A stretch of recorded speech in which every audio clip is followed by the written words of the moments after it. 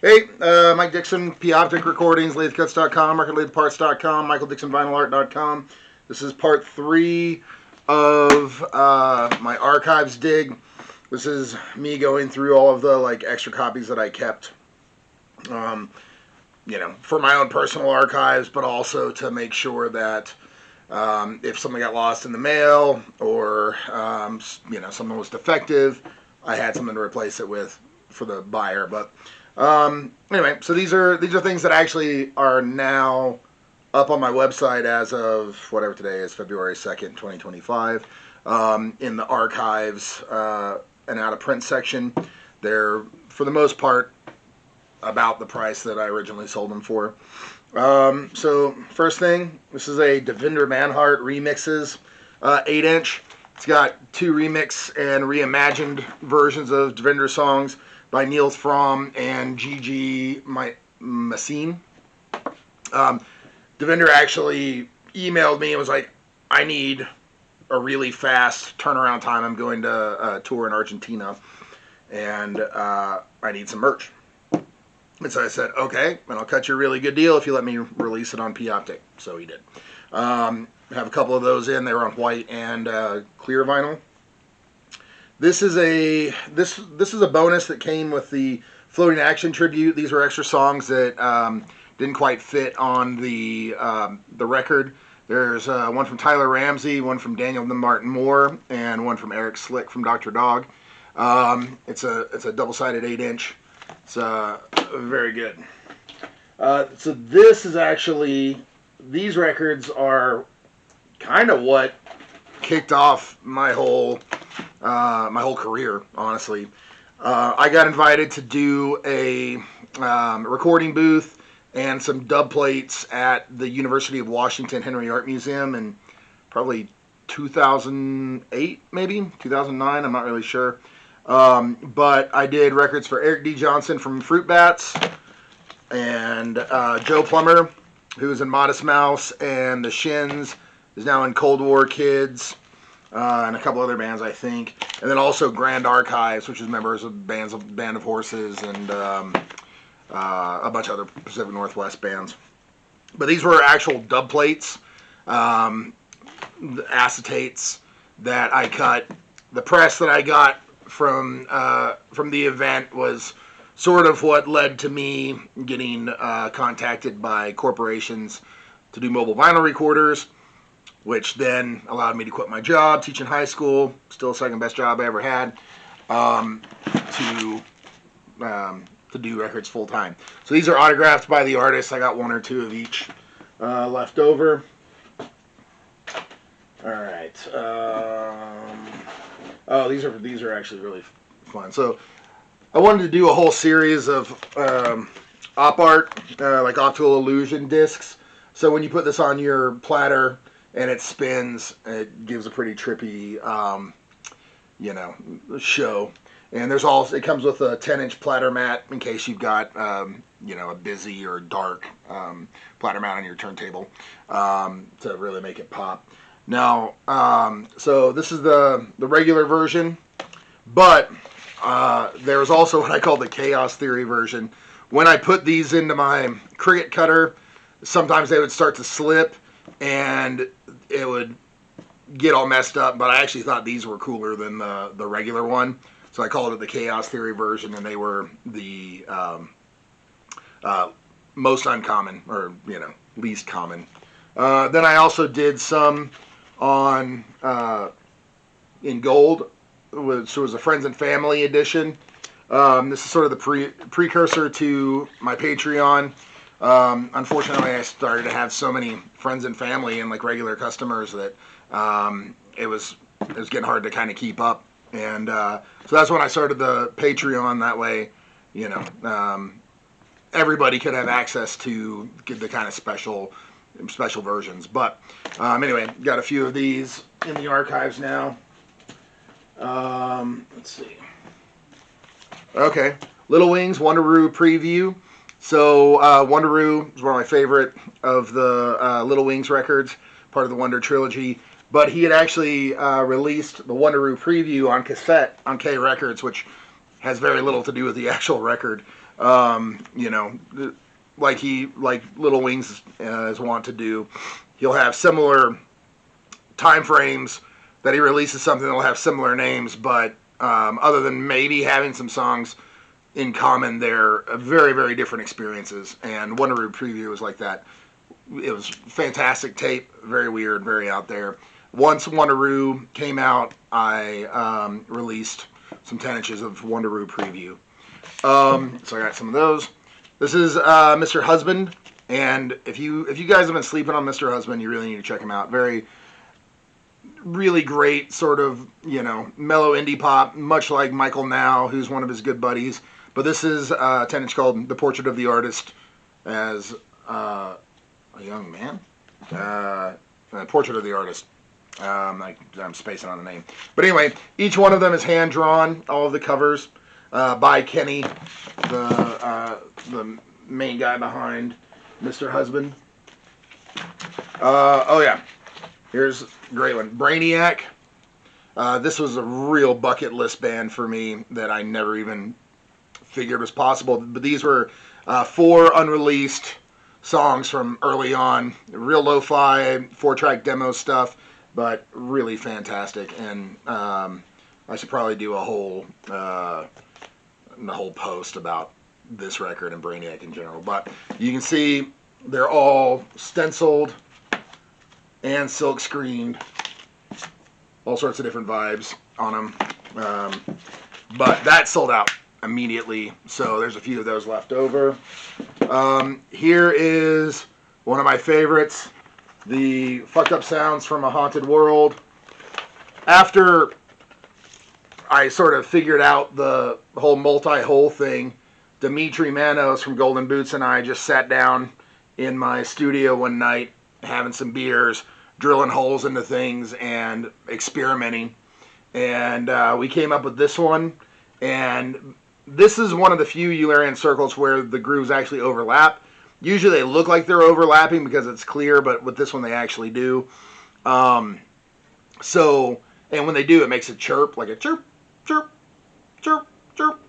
And so Dimitri recorded it on his phone, looped it at home, and then made sort of a noise piece that was in the same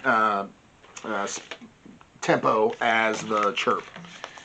So that one's been out of print for a while. Oh, here's another Eulerian circle. This is Dome, which is Money Mark from the Beastie Boys, and Patrick Keeler from the Raconteurs, and a bunch of other bands. I think right now he's playing with the Afghan Wigs and Jack White. But so this is 3-4 inches in one.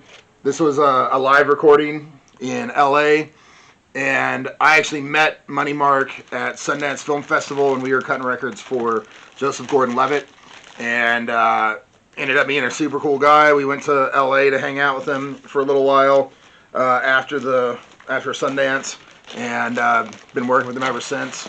Really one of my favorite folks to work with. Oh yeah. I should have been more organized so that I didn't have to keep fighting this shit, but here we are. Okay, so here's Bug Club, which is Dimitri Manos from American Monoxide and Golden Boots. And Dimitri himself stenciled all of these Ladybug records. This one sold out really fast too. I only have one of those left over. This is a really fun record. Jad Fair and Friends live at South by Southwest 2007. You can look this up on YouTube. But I went to go see Jad Fair shortly after I started working with him very early on with PIAPTK. He was one of the first, I think, 10 releases. And he told me he was playing at Willie Nelson's solar-powered bio stage. So I went down and found it, but it was way off the beaten path. There was no advertising for it. In fact, I had to call Jad's house, and his wife gave me the address so that I could find it. When I got there was nobody around. So I see Jad walk past. I'm like, hey, Jad, Mike Dixon, I released that record for you. And he goes, oh, do you play drums? And I was like, yeah. And he's like, me and Steve Fisk are about to play. You want to play drums for us? And Steve Fisk is the grunge producer from Seattle, recorded some of your favorite records, I'm sure. And I was like, okay, well, what are we gonna play? And he said, I don't know, whatever.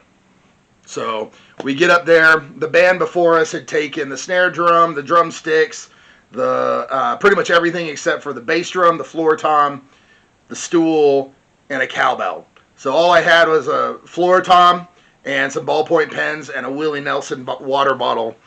And so I played the whole show with ballpoint pens and a water bottle.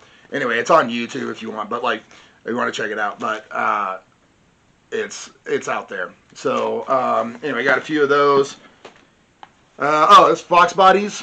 So a band from Tucson, Riot Girl band. Bailey, the guitar player, used to be my office manager for LatheCuts.com. They're great. They are now on Kill Rock Stars. And Bailey does a thing called Desert Mambas that's really great too. Solo thing. So Simon Joyner, Salt Across Your Grave. It's a 10-inch EP, really great. If you know Simon, it's it's typical Simon. Really great songs, really good. Oh yeah, Lori Goldston. So Lori Goldston was and Dan Sasaki. Lori Goldston was the cello player for Nirvana. You've seen her on Unplugged, but she's also in Earth. She plays with everybody in Seattle. Really fantastic cello player. So this is drums and cello. Really cool. It's called the Seawall. So this is Sean Spellman, who is actually Scott McMicken's cousin. And this was sort of an instrumental EP called Easterly. Sean did the drawings on some of them, but in this one it looks like I think his daughter did some of them too. So I believe these are ones that his daughter did. But these are the last two. Those sold out pretty quick too. Oh yeah. James Toth, Jimmy Jack Toth, Wooden Wand, one of my favorite songwriters of all time. I used to work with him a ton back in the day, and then he sort of dropped off and hasn't been really releasing music except to his Bandcamp occasionally. So these were some home recordings over the Christmas break. Each one has a unique photo on it. Those sold out pretty quick too. Lee Baggett, who plays with Little Wings a lot, is also his own really fantastic sort of out there songwriter. Really unique voice, really unique vibe. One of my favorite people on earth too. He's like just such a cool dude. He lives in Olympia. But got a couple of Burner 2 left. And then also Legal and Graves. Graves I've released records for a lot over the years. They're backing up Lee. And this is a fantastic record. Here's some 7-inches. Wooden Wand and Golden Boots. This is a press record that I released years and years ago. It's one of the few press 7-inches that I've done that have sold out. But it's got two of my favorite Wooden Wand songs, Dirty Penny and I'm Afraid of Little Girls, and two really great Golden Boot songs, Passerby and A Nothing. Really good. I've only got 3 of these. There were 2 different versions. There was the tall version and then a white version that was multicolored, but that's the really annoying and stands out in your collection version. And then Frequency Ghost. This is Adam Gross from Amo Joy, SM Wolf. These were so Adam was on. Basically, he quit his job as a elementary school special ed teacher. His wife divorced him. He had to sell his house, and he basically just decided to burn the whole thing to the ground and pick up the nails. But he took some of the money that he made from the house, and he spent 3 months just touring in Japan and Thailand and the UK and Europe. And he said, hey, I'm going to be over in Europe. Do you know anybody that would put on some shows? I'm going to just take an acoustic guitar or something. And I said, I do, but you're going to need a tour manager.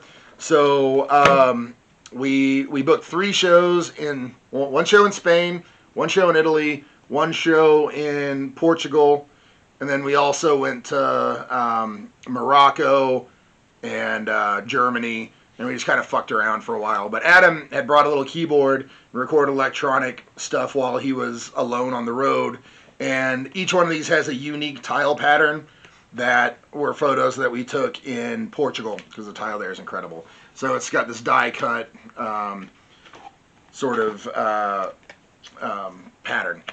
Each one of those is unique. I only have 1 more of those.